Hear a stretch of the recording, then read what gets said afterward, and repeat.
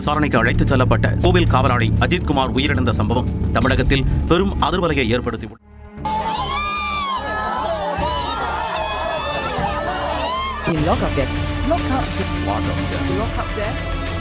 Who gave police the right to be involved in such a brutal act? Chief Minister has to take responsibility for those killing. வணக்கம் நண்பர்களே, இது மறைமை. இன்று நாம் பேசப்போவது ஒரு மனதை உலுக்கும் சோக சம்பவம். மக்களின் பாதுகாவலர்கள் தான் போலீசார். ஆனால் அந்த போலீசாரிடமிருந்து மக்களை பாதுகாக்கும் நிலை ஏற்பட்டுள்ளது. சிவகங்கை மாவட்டம் மதப்புரத்தை சேர்ந்த 27 வயது கோயில் காவலர் அஜித்குமாரின் மரணம் தமிழ்நாட்டை அதிர வைத்துள்ளது. எளிய மக்கள், உழைக்கும் மக்கள் ஏன் இப்படி பாதிக்கப்படுகிறார்கள்? நம் தமிழ்நாட்டின் சமூக நீதி எங்கே போய்விட்டது? வாருங்கள், உண்மையை அறிந்து அஜித்குமாருக்கு நீதி கேட்போம். அஜித்குமார் எளிய மக்களான நம்மில் ஒருவர். மதப்புரம் கிராமத்தை சேர்ந்த சாதாரண தனியார் காவலாளி. சிறு வயதில் தந்தை இழந்த நிலையில் தன் 16 வயது முதல் குடும்பத்துக்காக உழைக்கும் ஒரு ஏழை மகன். தற்போது பத்திரகாளி அம்மன் கோயிலில் ஒப்பந்த காவலராக பணியாற்றினார். அவருக்கு எந்த குற்றப்பின்னணியும் இல்லை. ஜூன் 27, 2025 வெள்ளிக்கிழமை அன்று எல்லாம் மாறியது. மதுரையை சேர்ந்த நிகிதா என்ற ஒரு மருத்துவரும் அவரது தாய் சிவகாமியும் கோயிலுக்கு வந்தனர். நடக்க முடியாத சிவகாமி அஜித்திடம் வீல் சேர் கேட்டுள்ளார். அஜித்தும் கொடுத்து உதவியுள்ளார். பின்னர் காரை பார்க் செய்யவும் உதவி கேட்டுள்ளார். அஜித்துக்கு கார் ஓட்டுவதற்கு தெரியாததால் தனது நண்பர்களை அழைத்து காரை பார்க் செய்துள்ளார். இந்த உதவியே தனக்கு வினையாகும் என்று கனவில் கூட நினைத்திருக்க மாட்டார். ஆய்மொழி புகாரின் அடிப்படையில் 80 கிராம் தங்க நகை மற்றும் 2500 ரூபாய் பணம் தொலைந்ததாக கூறி திருப்புவனம் காவல்துறை அஜித்குமாரை காவலில் எடுத்தது. அஜித் நடந்ததை கூற அவர் நண்பர்கள் இருவரையும் அழைத்து விசாரணை நடத்தினர். அவர்களும் எடுக்கவில்லை என தெரிந்ததால் அன்று இரவு அஜித் இல்லத்தில் சென்று தேடியுள்ளனர். எதுவும் கிடைக்காததால் அவர் தம்பி நவீன்குமாரை அழைத்து சென்று விசாரித்துள்ளனர். சட்டப்படி காவல் நிலையத்தில் விசாரிக்க வேண்டிய இடத்தில் மதுரை டிஎஸ்பி தலைமையிலான சிறப்பு குழு அவர்களை தனிமையான இடங்களுக்கு அழைத்துச் சென்றது. திருப்புவனம் கால்நடை மருத்துவமனை அருகே, பள்ளி விடுதிக்கு பின்னால் மற்றும் பைபாஸ் பக்கத்தில் ஒரு தோப்பு ஆகிய இடங்களில் விசாரணை நடத்தியுள்ளனர். அங்கு அவர்களை கொடூரமாக தாக்கியுள்ளனர். அண்ணன் பார்க்க தம்பியையும், தம்பி பார்க்க அண்ணனையும் கயிறுகளால் கட்டி வைத்து அடித்துள்ளனர். கோயில் ஊழியர் ஒருவர் பதிவு செய்த 38 வினாடி வீடியோவில் காவலர் ஒருவர் அஜித்தை வைப்ப அடிப்பதை காட்டுகிறது. வலியில் அஜித் நான் தான் நகையை எடுத்ததாகவும் அதை கோவில் பின் புகையில் உள்ள மாட்டு ஷெட்டில் மறைத்ததாக பொய்யாக ஒப்புக்கொண்டுள்ளார். அங்கு சென்று பார்த்த பின் தான் அடி தாங்க முடியாமல் பொய் சொல்லியதாக கூறியுள்ளார். இதனால் ஆத்திரம் அடைந்த காவலர்கள் இன்னும் மூர்க்கமாக தாக்கியுள்ளனர். ஜூன் 28 மாலையில் அஜித்தின் உடல்நிலை மோசமானது. மதுரை ராஜாஜி மருத்துவமனையில் இரவு 11 மணிக்கு இறந்துவிட்டதாக அறிவிக்கப்பட்டார். பிரேத பரிசோதனையில் உடல் முழுவதும் காயங்கள் இருந்தன. காவல்துறை வலிப்பு என்று கூறியது. ஆனால் ஆதாரங்கள் வேறு கதை சொல்கின்றன.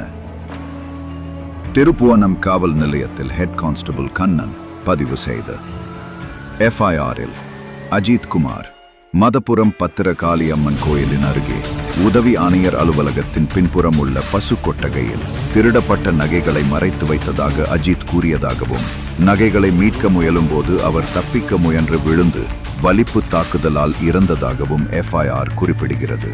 பரிசோதனை கண்டுபிடிப்புகள். மதுரை அரசு ராஜாஜி மருத்துவமனையில் நடத்தப்பட்ட பிரேத பரிசோதனையில் அஜித்தின் உடலில் 15 முதல் 30 வெளிப்புற காயத் தழும்புகள், தலை, மார்பு, கைகால்களில் காயங்கள் மற்றும் அடிப்பட்ட தழும்புகள் மற்றும் மண்டையோடு, விலா எலும்பு, தொண்டை ஆகியவற்றில் கடுமையான உட்புற காயங்கள் கண்டறியப்பட்டன. இவை துன்புறுத்தலுடன் ஒத்துப்போகின்றன. நீதித்துறை பதிவுகளில் 18 தனித்தனி காயங்கள் பட்டியலிடப்பட்டு கடுமையான தாக்குதல் நடந்ததை உறுதிப்படுத்துகின்றன. பிரேத பரிசோதனை புகைப்படம் மற்றும் வீடியோவில் பதிவு செய்யப்பட்டு தடயவியல் பகுப்பாய்வு மூலம் தாக்குதல் உறுதியானது. கோயில் ஊழியர் சக்தீஸ்வரன் பதிவு செய்த 38 வினாடி வீடியோவில் காவலர் ஒருவர் அஜித்தை பைப்பால் அடிப்பது பதிவாகியுள்ளது. இந்தியா முழுவதும் மீடியா கவர் செய்து போலீசாரின் அட்டூழியத்தை மக்கள் முன் கொண்டு சேர்த்துள்ளது. உடனடியாக மதுரை உயர்நீதிமன்றம் தலையிட்டு தமிழக அரசை கடுமையாக விமர்சித்தது. FIR ஏன் தாமதமானது? பிரேத பரிசோதனை அறிக்கை ஏன் தாமதமானது? காவல் நிலையத்துக்கு வெளியே சட்டவிரோத விசாரணை ஏன்? படிப்பறிவு குறைவான மாநிலங்களில் இது நடக்கவில்லை. பின்னர் சமூக நீதியில் முன்னோடியான தமிழ்நாட்டில் இது எப்படி நடக்கிறது என்று கேள்வி எழுப்பினர். 6 காவலர்கள் இடைநீக்கம் செய்யப்பட்டனர். 5 கைது செய்யப்பட்டனர். சிவகங்கை எஸ்பி பணி இடைநீக்கம் செய்யப்பட்டார். முதல்வர் ஸ்டாலின் ஜூலை 1, 2025 அன்று சிபிஐ விசாரணைக்கு உத்தரவிட்டார். ஆனால் இது போதுமா? அஜித்தின் மரணம் ஒரு தனி நிகழ்வு அல்ல. 2021 முதல், அதாவது டிஎம்கே ஆட்சிக்கு வந்த இந்த 4 வருட காலகட்டத்தில் தமிழ்நாட்டில் 25 காவல் மரணங்கள், அஜித்தையும் சேர்த்து.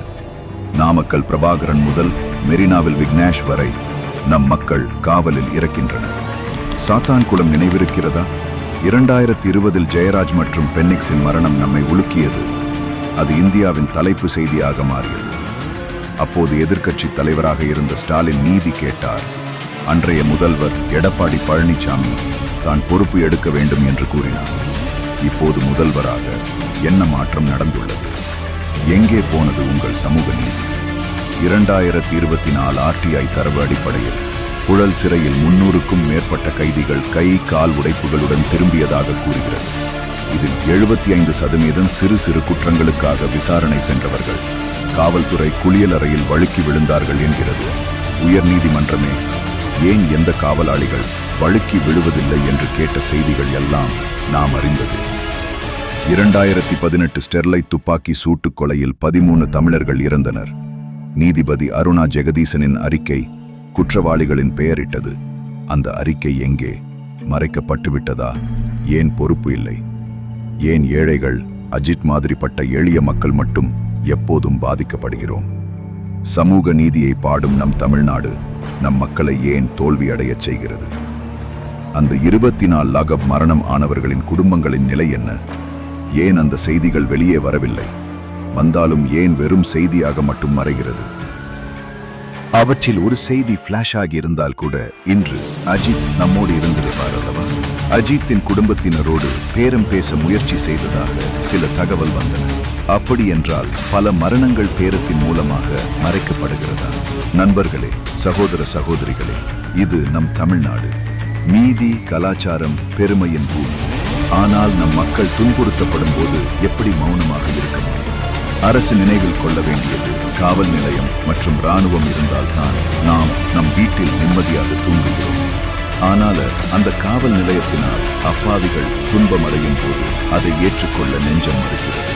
5வது காவல் ஆணையம் பரிந்துரைகள் கொடுத்ததுபடி காவலர்களுக்கு சிறந்த பயிற்சி, காவலர்களுக்கு மனநல ஆதரவு, உண்மையான பொறுப்பு, தேவையான அளவுக்கு ஓய்வு, மனித உரிமைகளை மதிக்க பயிற்சி அளிக்கவும், வேலைப்படும் மூலமான மன அழுத்தத்தை குறைப்பதற்கான எல்லா நடவடிக்கைகளையும் கொடுக்க அரசு கவனம் செலுத்த வேண்டும்.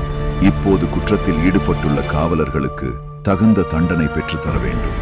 நவீன் கூறினார், வேறு யாரும் இப்படி பாதிக்கப்படக்கூடாது என்று. அவரது வார்த்தைகளை மதிப்போம். இதுவே கடைசியாக இருக்க வேண்டும் என்று இறைவனிடம் பிரார்த்திப்போம். எங்களோடு இணைந்தமைக்கு நன்றி. இந்த காணொளி உங்களுக்கு பயனுள்ளதாக அமைந்தது என்று கருதினால் லைக், ஷேர் அண்ட் சப்ஸ்கிரைப் பண்ணுங்க. உங்கள் கருத்துக்களை கமெண்டில் பதிவு செய்யுங்கள். இணைந்திருங்கள் மறைமை உடன்.